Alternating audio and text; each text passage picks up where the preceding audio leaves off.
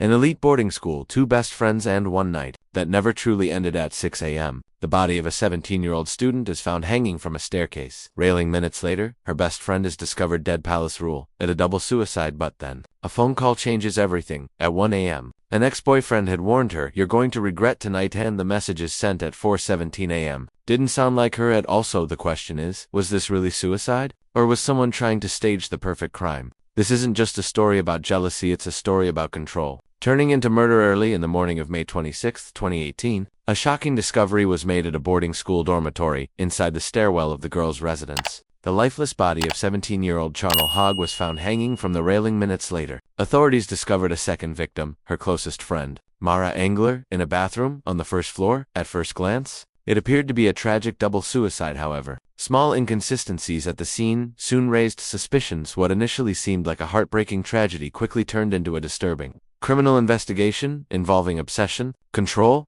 and revenge. Charnel Hogg lived on a farm in Dayligh, a small town in South Africa's northwest province. She lived with her father Ronnie, her stepmother Anna, and her stepbrother. Her parents had divorced when she was young but remained on good terms. Before attending Stella High School boarding residence, Charnel divided her time between her parents. Mara Engler had been Charnel's childhood best friend. Although they drifted apart for some years, they reunited when both enrolled at Stella High School. Their friendship quickly rekindled, and they became inseparable. Once again, they shared a dorm room and spent most of their time together. Both girls came from farming families and grew up in a close-knit rural community. They loved animals and horseback riding. Charnel was passionate about photography, while Mara dreamed of becoming a veterinarian. From the outside, their lives appeared stable and full of promise until Charnel began dating 18-year-old Xander, a former student of the same school. At first, he appeared charming and attentive. However, beneath that charm was a controlling and jealous person. Demanded access to Charnel's phone and social media accounts. He questioned her constantly about who she was with and where she was going. Over time,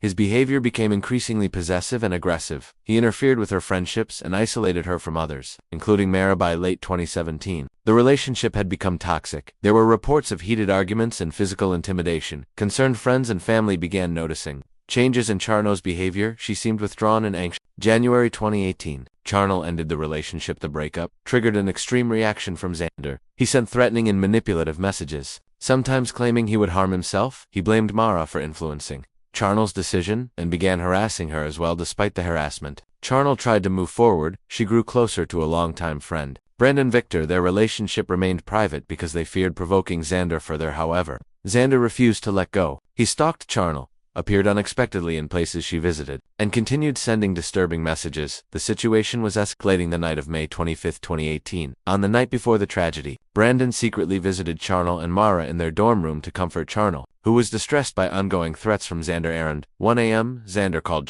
She put the phone on speaker so Brandon and Mara could hear. At first, he spoke calmly and asked her to come outside. When she refused, his tone changed. Before hanging up, he warned her, "You'll regret what I'm going to do tonight." Around 2 a.m., Brandon left the dormitory. It was the last time he saw them. Disturbing messages. At approximately 4:17 a.m., Charnel's mother received a strange message. "Mom, I just wanted to say I love you, and I'm sorry." Around the same time, her father received a message saying, "Dad, I'm sorry. Mara and I are leaving." Another message, sent to Brandon, included a photo of Charnel and the words, "I love you." The messages were unusual and alarming. The discovery. At a dormitory supervisor noticed a rope tied to the staircase railing and saw Charnel's body hanging. Mara's body was later found in a bathroom with a strap tightened around her neck. Police considered suicide. However, the marks on the girls' bodies did not match typical suicide cases. Evidence suggested staging. Suspicion quickly turned toward Xander's confrontation and confession. Mara's father confronted Xander at his home, accusing him of involvement. Shortly after, private investigator Chris Sanders brought Xander in for questioning. Under pressure,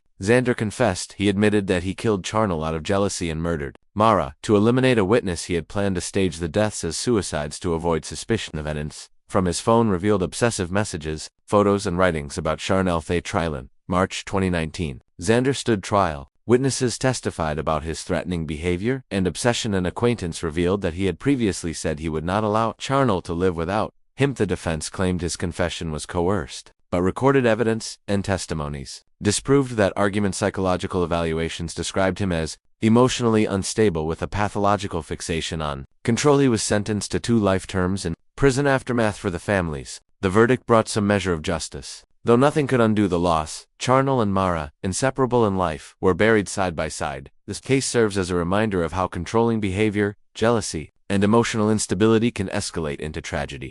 It also highlights the importance of recognizing warning signs in toxic relationships before it is too late. Hogg and Mara Angelou were laid to rest side by side, best friends in life, and now forever connected in death. Makes this case so disturbing isn't just the violence, how ordinary it looked from the outside. A teenage relationship, some jealousy that seemed like normal drama, but behind closed doors, control was tightened, was growing, and warning signs were being ignored. This case reminds us that possessiveness is not love monitoring, is not obsession can escalate faster than anyone expects. If you or someone you know is experiencing controlling or threatening behavior, take it seriously, speak up, seek help. Red flags are never small when safety is involved. If you found this case informative, subscribe for more in-depth true crime investigations, new cases every week. Until next time, stay aware, stay vigilant,